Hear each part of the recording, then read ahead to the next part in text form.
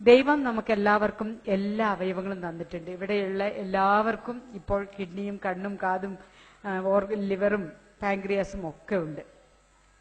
നിങ്ങൾ ജനിക്കുമ്പോൾ ഇതെല്ലാം കിട്ടിയിട്ടുള്ളവരാണ്. നിങ്ങൾ രാവിലെ എണീക്കുന്നു, കുളിക്കുന്നു, പല്ല് തേക്കുന്നു, നിങ്ങളുടെ എല്ലാ കാര്യങ്ങളും ചെയ്യുന്നു. അതിന്റെ അർത്ഥം ആദ്യം നിങ്ങൾ സ്നേഹിക്കുന്നത് നിങ്ങളെ തന്നെയല്ല, അല്ലേ? സ്വന്തമാണ്, നമ്മളെയാണ് നമ്മൾ ആദ്യം സ്നേഹിക്കുന്നത്. നമുക്ക് പറയാം നമുക്കിഷ്ടം വേറൊരാളെയാണ്, അവരെയാണ്, അച്ഛനെയാണ്, അമ്മയാണ് എന്ന് വ്യക്തിപരമായി പറഞ്ഞുവെങ്കിലും ഓരോ വ്യക്തിയും അവനവനെയാണ് ആദ്യം സ്നേഹിക്കുന്നത്. അതും പുറമേ ഉള്ള ഭാഗങ്ങളെ മാത്രം. ഒരു വെള്ളിയാഴ്ച കിട്ടിക്കഴിഞ്ഞാൽ, അല്ലെങ്കിൽ കേരളത്തിലാച്ച ഒരു ഞായറാഴ്ച കിട്ടിക്കഴിഞ്ഞാൽ ബിരിയാണിയും നെയ്ച്ചോറൊക്കെ കഴിച്ച് വിശ്രമിക്കുകയാണ്. ആര് വിശ്രമിക്കുന്നു? പുറത്തെ ശരീരം കിടന്നു. ഉള്ളിലെ അവയവങ്ങൾക്ക് ഓവർലോഡ് അയച്ചു കൊടുത്തു. മറ്റുള്ള ദിവസങ്ങളിൽ എന്തെങ്കിലും കുറച്ച് കിട്ടിയിട്ട് അത് പണിയെടുത്തിരുന്നാൽ മതി. അന്നത്തെ ദിവസം ഇതെല്ലാം അടിച്ചു കയറ്റി വിശ്രമമാണ്. വിശ്രമിക്കുമ്പോൾ നമ്മുടെ അവയവം ഏറ്റവും കൂടുതൽ പണിയെടുക്കേണ്ട ഒരു സാഹചര്യമാണ്. പിന്നെ കുറെ ഫാസ്റ്റ് ഫുഡോ അല്ലെങ്കിൽ ലൈഫ് സ്റ്റൈൽ ഡിസീസ് എന്നൊക്കെ പറയുമ്പോൾ നിങ്ങൾ പറയും ഇവിടെ ജീവിക്കുന്ന ഞങ്ങൾക്ക്, ഞാൻ 10 വർഷമായി ഇവിടെ വരുന്നു, ഏകദേശം 10-25 പ്രാവശ്യം വന്നിട്ടുണ്ട്, 500ഓളം ക്ലാസ്സുകൾ സംഘടിപ്പിച്ചിട്ടുണ്ട്. നമുക്ക് മനസ്സിലാവുന്ന ഒരു കാര്യം, നിങ്ങളുടെ ഇവിടുത്തെ ജീവിത രീതി അനുസരിച്ച് ഈ പറഞ്ഞ ഭക്ഷണ രീതിയും നടക്കം, വ്യായാമം ഇതൊക്കെ വളരെ കുറവേ ചെയ്യാൻ പറ്റുമെന്നറിയാം. എന്നാലും ഒരു കാര്യം നിങ്ങൾക്ക് ശ്രദ്ധിക്കാമല്ലോ, എന്തെങ്കിലും ഒരു പച്ചക്കറിയും അല്ലെങ്കിൽ അതിനോടൊപ്പം തന്നെ ഫ്രൂട്ട്സും ഒക്കെ ഉൾപ്പെടുത്തിയിട്ട് ഭക്ഷണത്തിന്റെ അളവ്, നാളെ ഈ ഭൂമിയിൽ നിന്ന് ഈ ഭക്ഷണം മുഴുവൻ അവസാനിച്ചു പോകും എന്നുള്ള രീതിയിൽ കഴിക്കൽ നിർത്തിയിട്ട് നമുക്ക് ആവശ്യമായ ഭക്ഷണം ഇനിയും ഉണ്ടല്ലോ, രാവിലെ എണീറ്റാ വീണ്ടും കഴിക്കാം, ഇത് അവസാനിക്കുന്നില്ല. കടൽ വെള്ളം പോലെ ഇങ്ങനെ ഭക്ഷണം കിടക്കുക തന്നെയാണ്. എന്ത് വേണമെങ്കിൽ നിങ്ങളുടെ കയ്യിൽ കാശുള്ളപ്പോൾ എന്ത് വേണമെങ്കിൽ ഇവിടെ കിട്ടും. പക്ഷെ ഓരോ വിദേശ മലയാളിയും ഇവിടെ നിന്ന് 45-50 വയസ്സൊക്കെ ആയി തിരിച്ചു വരുമ്പോൾ പ്രമേഹ രോഗിയും രക്താതി സമ്മർദ്ദവും ഉള്ളവരായിട്ടാണ് തിരിച്ചു വരുന്നത്. സത്യത്തിൽ നിങ്ങളെ ആർക്കും ആ രീതിയിൽ വേണ്ട. ഞങ്ങളിവിടെ വരുന്നു, നിങ്ങൾ ഞങ്ങളെ സഹായിക്കുന്നു, ആ സഹായം കൊണ്ട് ഒരുപാട് ആളുകൾക്ക് ഡയാലിസിസ് ചെയ്തു കൊടുക്കുന്നു, വൃക്ക മാറ്റിവെക്കുന്നു, എന്തെല്ലാമോ ഞങ്ങൾ ചെയ്യുന്നു. പക്ഷെ കേരള ഗവൺമെന്റിന് വിദേശി മലയാളിയാണെങ്കിൽ വൃക്ക പോയാലും 5 പൈസ കാരുണ്യെന്നൊന്നും ഞങ്ങൾ തരില്ല. നിങ്ങൾക്ക് ഒരു ഐഡന്റിറ്റി ഉണ്ടല്ലോ, നിങ്ങൾ വിദേശ മലയാളികളാണെന്ന്. അപ്പോ കാരുണ്യം കിട്ടാത്തത് കൊണ്ട് അങ്ങനെ ഒരു പ്രതീക്ഷയും വേണ്ട. പിന്നെ ഗൾഫിലൊക്കെ ഉള്ളവനല്ലേ എവിടെയെങ്കിലും പോയി കിഡ്നി മേടിച്ചോളൂ. അപ്പൊ അവിടുന്നും ഒരു സാധ്യതയില്ല. ബ്രെയിൻ ഡെത്തിന് വരെ ബുക്ക് ചെയ്യാൻ ഈ ഒരു അവസ്ഥയാണ് പാവം. പിന്നെ സർക്കാർ ഒരു ബ്രെയിൻ ഡെത്തിന് വേണ്ടി ബുക്ക് ചെയ്തിട്ടുണ്ട്, അതിൽ ബുക്ക് ചെയ്താൽ ഈ കാലത്തൊന്നും കിട്ടാൻ പോകുന്നില്ല. ഓരോ രോഗം വരുമ്പോഴും ഇന്ന് ഇവിടെ നിന്ന് പൈസ അയച്ചു കൊടുക്കുന്നവരായാലും ഭാര്യയും കുടുംബമായിട്ട് ജീവിക്കുന്നവരായാലും നിങ്ങളെ തന്നെ നിങ്ങളുടെ കുടുംബാംഗങ്ങൾ വെറുക്കേണ്ട ഒരവസ്ഥയാണ് ഞാനൊക്കെ കാണുന്നത്. ഈ പറഞ്ഞ വൃക്ക ആവശ്യം വരുന്ന ഒരാൾക്ക് ഇന്ന് കിഡ്നി ഫെയിലിയർ ആണെന്ന് ഡിറ്റക്ട് ചെയ്താൽ നാളെ രാവിലെ അയാൾക്ക് ട്രാൻസ്പ്ലാന്റ് ചെയ്യാൻ പറ്റില്ല. ഒരു 10 ഡയാലിസിസ് എങ്കിലും കഴിഞ്ഞിട്ടേ ട്രാൻസ്പ്ലാന്റ് ചെയ്യാൻ പറ്റുള്ളൂ. അപ്പോൾ ആദ്യത്തെ ദിവസം ഡയാലിസിസ് തുടങ്ങുമ്പോൾ കഴുത്തിൽ കത്തീറ്ററൊക്കെ ഇട്ട് പെട്ടെന്ന് തുടങ്ങി, ഒരുപാട് ബന്ധുക്കൾ ഉണ്ടാവും, ആള് അവിടെയായിരുന്നു, അങ്ങനെയായിരുന്നു, ഇങ്ങനെയായിരുന്നു. 5ാമത്തെ ഡയാലിസിസ് കഴിയുമ്പോൾ കൂടെ വന്നവരുടെ എണ്ണം കുറയും. 10ാമത്തെ ആവുമ്പോൾ നിങ്ങളുടെ ഭാര്യയോ അല്ലെങ്കിൽ ഭർത്താവോ ആയി ഇത് കുറയും. നിങ്ങൾ പിന്നീട് ഒരു ബാധ്യതയാവുകയാണ്.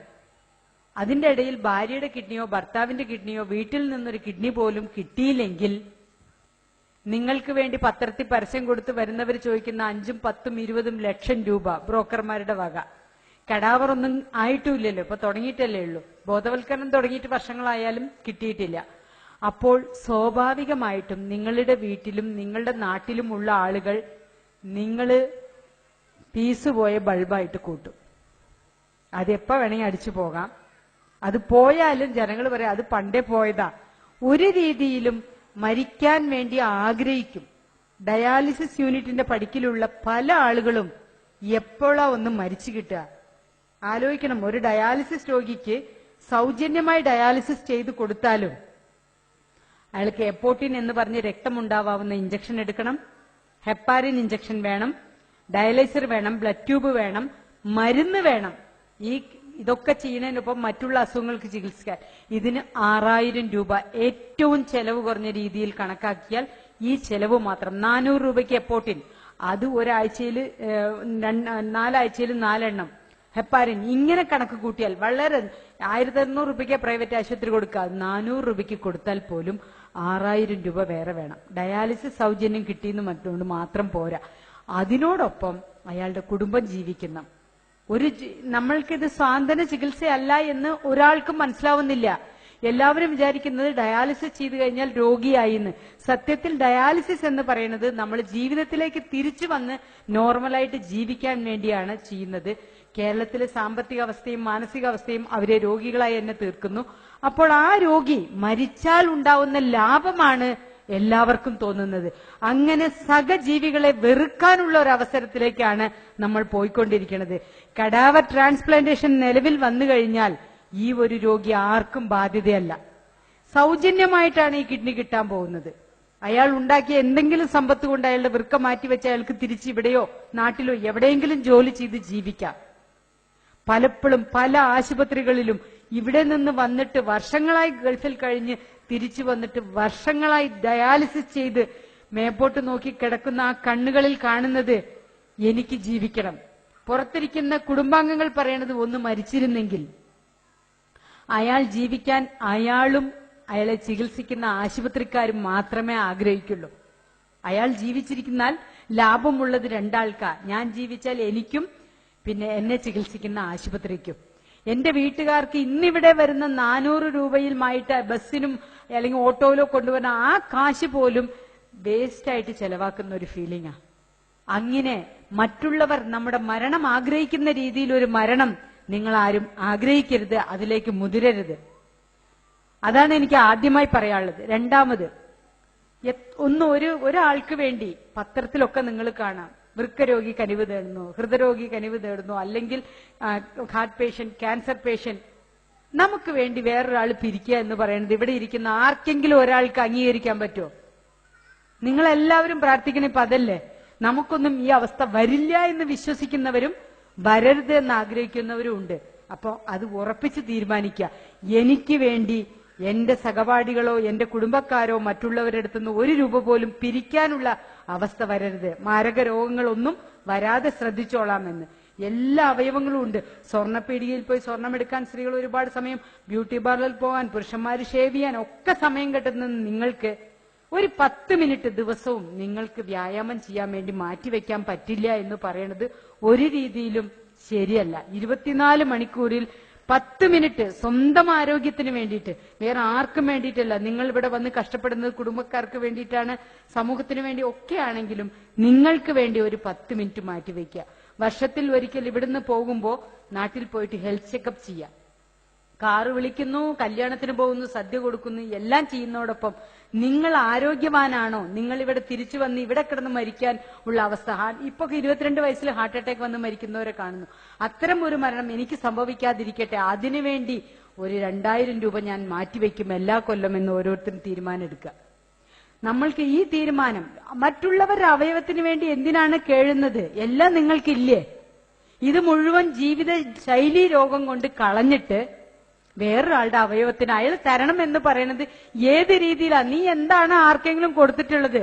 അച്ഛൻ പറഞ്ഞു കൊടുക്കണം, നീ ഒന്നും കൊടുത്തിട്ടില്ലല്ലോ, പിന്നെ എങ്ങനെ നീ വേറൊരാളുടെ അവയവത്തിന് വേണ്ടി നടക്കും? അപ്പോൾ അത്തരം അവയവങ്ങൾ എനിക്ക് വേണ്ട.